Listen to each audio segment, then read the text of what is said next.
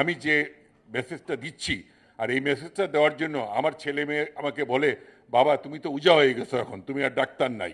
আমি উজা হইতে রাজি আছি, কিন্তু এই মেসেজটা যেন মানুষের কাছে যায়।